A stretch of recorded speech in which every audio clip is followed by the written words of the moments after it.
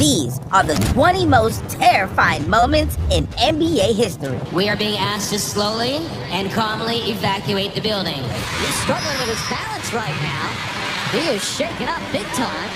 And first, Bismack Biyombo left fans horrified. And Biyombo just sort of collapses and hits the floor in immediate concern. That was terrifying. And so was Corey Brewer's nightmare at number 19. Because an easy dunk had everyone thinking they were about to witness a funeral. Oh my goodness. Oh, wow. That was a hard fall right there. Left my man terrified, just like the fans at number 18. Because during the middle of NBA Summer League, the entire stadium rumbled. And we can feel tremors here in the building. The score clock is shifting ever so slightly. So people are heading to the exits as we speak. But number 17 was even scarier. Because Marquise Daniels went face first into a blackout. Both ends of the floor. A foul on Arenas.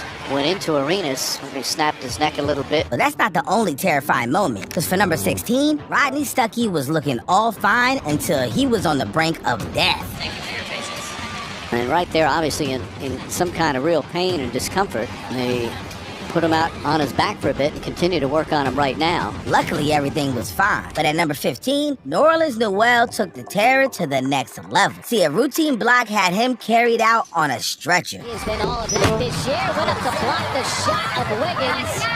And you see that as the head got cocked back thanks to the forearm, and then he hit his head. Man, that was hard to see. But look, sometimes it's not even players who are in trouble. Because at number 14, Dennis Rodman went off at a cameraman. He kicked the cameraman. He was really upset. Really upset. Went up in the air, came down on the camera. You thought he sprained his ankle. But things got even more terrifying in the NBA. Just ask Rocky the Mountain Lion at number 13. Oh my gosh. Oh my gosh. Luckily, dude just passed out. But number 12 took a live mishap to the limit. Because the Hawks announcer was on live TV when he lost consciousness. Every night, and he feels like he's belonged, so I look for this kid to have a really good... But if that wasn't terrifying enough, for number 11, Gordon Hayward went through hell. Look, it was Hayward's first game with the Celtics, and as he went up for a dunk, he came down in the worst way possible. Oh my goodness! Hayward came down so hard. Okay, Hayward broke his leg. Hayward has broken his leg. Hayward has broken his leg. And that is how quickly a season can change.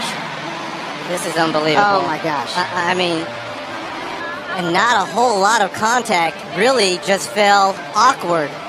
The beauty of basketball and the great thing for fans is that you're so close. Look at that. That's great sportsmanship. I mean, fantastic. The beauty of sports. This is why sports brings people together. And you feel so unfortunate for Gordon Hayward, who is such a fabulous guy. His first game in a Boston Celtic uniform. That's an injury people will never forget, but it was nothing like the punishment the player at number 10 took. I'm talking about a moment that went down as one of the most remembered horrors in NBA history. See, in 1977, a fight broke out between the Rockets and Lakers. Now, Rudy Tomjanovich ran out to break up the fight, but Kermit Washington was already on edge. And when he saw another body running after him, he swung hard. Now, his punch did damage beyond belief, because Rudy barely made it to the hospital in time to stay alive. I mean, dude fractured his skull, broke his jaw, and nose, and caused fluid to leak into his brain. And his emergency room surgery ended his all-star trajectory right there. But things got even scarier at number 9, because Lou Williams had to think fast before he was shot. See, Lou was just chilling in his car when someone knocked on his window with a surprise. See you turn, I looked down at my phone at the light, and I just heard click, click, click. Somebody knock on my window. I'm like, look up. Bro got the gun on me. I don't know why, but I rolled the window down. That's just where my mind took me. I rolled the window down. He like, get out the car. And I said, huh? And when I said, huh, he looked at me, he said, Lou Will? Can't even do it to you, bro. And if Lou wanted the gun out his way, he needed to tell this guy something fast. So his defense became McDonald's. He said, man, I just got out of jail. Only thing I got is a bus ticket, bro. I'm out here starving. And I was just thinking on my feet. I said, look, bro, it's a McDonald's right there. You meet me at the McDonald's. I'll buy you whatever you want to eat. He said, all right, cool. So my first thought was, do I let him get in my car? I was like, hell no. So I started driving first. Yeah. And I watched him running across the street to the McDonald's. So while he running to the McDonald's, I called my man like, yo. Pull back up. Pull back up. I'm like, pull up to the McDonald's. Pull up to the McDonald's. They made the story like I sat down and ate with him. Nah, hell no. The motherfucker ordered food. I swiped my card. Yeah. I shook his hand. I said, God bless, bro, but this ain't the way. Yeah. And by that time, my man was walking in McDonald's. I got Yeah. But if you think that's terrifying, the player at number 8 is still lucky to be here. See, Jay Williams was supposed to be the next big thing in the NBA. The guy was a college phenom in 2002, but then tragedy struck. Not on the court, but on the streets. Cause Jay violated his team contract to ride his Yamaha R6 model motorcycle, and after revving his engine to impress his friend, he went on a straight crash course. And I just got a new muffler on my bike. And as I was pulling away, I revved my engine because I, for some reason, wanted to show off to Kevin. Being on a billboard on I-90 apparently wasn't big enough for my ego. And on the third rev, in the middle of the rev, I heard the bike go click, click. The bike popped up on me. It slipped into gears. And I should have let go of the bike at that given moment, but it was all about control for me. I just bought this new bike. I wanted to control. And the next thing you know, I was headed towards a utility pole going 65, 70 miles per hour. And I tried to turn the bike at the last second, but I wasn't able to get out of my own way. And the pole clipped the whole left side of my body. And next thing I know, I'm laying on the grassy knoll area between the sidewalk and the curb. My chest is laying on it as if I'm laying on my stomach. The curb is pushed up against my navel. And my legs are laying on the street as if I'm laying on my side. And every time I kept rubbing my leg, I kept looking at my hands ready to see blood, and I didn't see anything. And it was at that moment something in my soul just told me I threw it all away, and I started screaming that out. I threw it all away. The impact left him with severe injuries, a shattered pelvis, 3 torn ligaments in his knee, and nerve damage to his leg. Doctors weren't just questioning if he played basketball again, they weren't sure he walked. My right foot, I think about pulling up when I walk, but my left foot, I think about pulling inward. So essentially, when I walk, it's like this.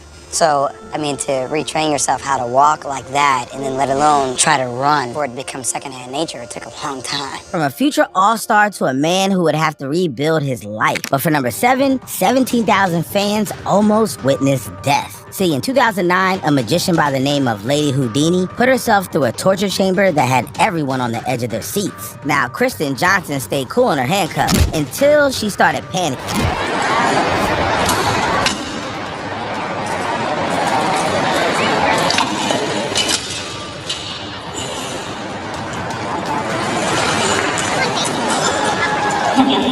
That was a close call, but Nate Robinson was even more helpless at number 6. See, Nate had a career that could only be described as full of heart. He was a 5'9", 3-time slam dunk champion, and had an energy that never quit. But behind all that jump out the building dunking, Nate was quietly battling something much scarier. And Nate avoided these issues while being bounced around the league and making huge plays, but his health issues couldn't be avoided any longer. In 2006, my doctor, Lisa Callahan, found my blood pressure to be pretty high, and they ran tests and did a whole bunch of stuff and seen that my kidneys were failing.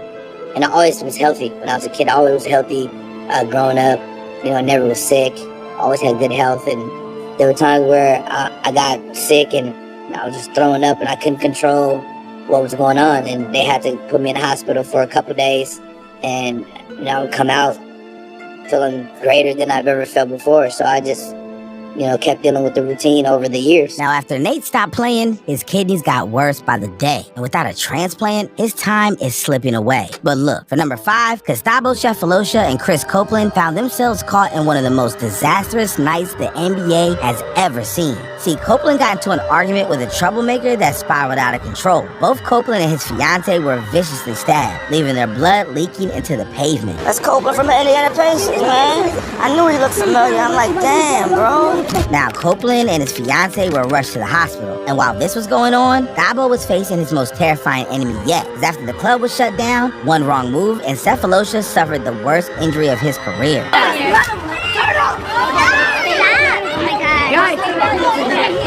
The scuffle left him with a broken leg and nerve damage that needed surgery immediately. You know, one of the officers came from behind and kicked me in the leg. And you had ligament damage Correct. as well. Mm-hmm. Yeah, it was a serious injury. Now, the effects from the injury were long-lasting. Encephalosha was never the same player, so he was out for revenge. And even though he was charged with obstruction, he later fought the charge and won his civil suit for $4 million. And as for Copeland, he never got a payout for his tears. See, his struggle to return from injury marked the beginning of the end of his playing days. But at least they got to keep their lives, because Dražen Petrovic wasn't so lucky. Because we got to talk about how the Mozart of basketball had the most tragic ending to a career ever. See, this guy wasn't just any NBA player. He was a guy putting Europe on the map in the league. And by 1993, he was lighting it up for the New Jersey Nets, fresh off averaging 22 points a game. Dude was making defenders look silly, even Michael Jordan. The steal by Petrovic. To Petrovic. The double clutch, and he'll drain that one from 13, wanted the foul. Yeah, bro was really like that. But just as he was about to hit his prime, tragedy did not. It crashed into his life. Because on a rainy day in June 1993, Dražen was riding shotgun in a car with his girlfriend, cruising through Germany. The roads were slick, and in one terrifying moment, the car slammed into a truck. Dražen, who wasn't wearing a seatbelt, was killed on impact. He was about to change the way the world viewed European players in the NBA, and suddenly, he was gone. But look, we've reached the top 3. So these moments aren't just terrifying, they're scary. And at number 3, we got the most chilling disappearance the world has ever heard of. See, after helping the Chicago Bulls win a championship in 1997, Bison Dell decided to step away from basketball while he was still in his prime. I mean, most guys would kill for his career, but Bison, he wanted freedom. So he traded arenas for adventure, and he eventually bought a catamaran, setting sail on the open ocean. But in 2002, during one of his voyages in the South Pacific, things took a dark turn, because Bison, his girlfriend Serena, the boat's captain, and his brother Miles DeBoard were all aboard on the boat. And then, poof. They vanished. For weeks, no one heard from them. That was until Bison's brother suddenly reappeared in the US, using Bison's identity to sell his possessions. Yeah, Shady doesn't even begin to cover it. And when authorities closed in, Miles fled to Mexico, where he ultimately took his own life. But not before confessing. He admitted there had been a violent fight on the boat, and Bison, Serena, and the captain never made it out alive. To this day, their bodies have never been found. Those family issues hit deep. And at number 2, we have even more insane family drama. Because we gotta talk about one of the most haunting stories the NBA has ever seen. See, Lorenzen Wright wasn't just a player, he was a hometown hero, a Memphis legend who played 13 seasons in the league, known for his hustle, heart, and love for his community. But in July 2010, Lorenzen vanished without a trace. Days later, that desperation turned into horror, because his body was discovered in a wooded area outside of Memphis. The details were brutal. He had been shot multiple times, execution style. But even more chilling, a 911 call he made the night of his murder, where you could hear the terror. Georgetown 911, where's your emergency? Hello? Hello? Hello? Now, for 7 years, his case went cold. No suspects, no arrests, just an eerie silence surrounding his death. But in 2017, the truth finally began to unravel, because police found the murder weapon in a nearby lake, and it led them straight to Lorenzen's ex-wife, Shira Wright, and her accomplice, Billy Ray Turner. Did you have any part in Lorenzen's murder? At first, I'm a wife, then I'm a mother, and then thirdly, I'm an author. The law enforcement should do what's best to find out who's the killer. You understand, obviously, why I had to ask that. I do, but I'm a wife, a mother, and an author. I let people do what they're good at doing, and I'm just gonna do what I'm good at doing. They need to spend time and focus and find out what happened to him. We all need to know. It turned out that his former lover had orchestrated the entire thing, hiring Turner to carry out the hit as a part of a twisted plot to cash in on Lorenzen's wife's insurance for millions. A betrayal so cold it sent shivers down the spines of everyone who ever cheered him on. But look, we've hit the final moment on our list, and this one still feels unreal. See, Kobe Bryant wasn't just an NBA legend. He was basketball royalty. 5 rings, countless unforgettable moments, and a mentality that inspired millions around the globe. He was the kind of guy you thought was untouchable. immortal even. But on January 26, 2020, the world came to a standstill because Kobe, his 13-year-old daughter Gianna, and 7 others boarded a helicopter headed to a basketball tournament. It was just another day for the Mamba, a quick flight to save time, something he'd done countless times before. This time, tragedy struck. In the dense morning fog over Calabasas, California, the helicopter lost control and crashed into a hillside. There were no survivors. For hours, people refused to believe it. Kobe Bryant gone? It didn't feel real. And when it was confirmed, the heartbreak was immeasurable. Obviously, try to make sense of what has happened.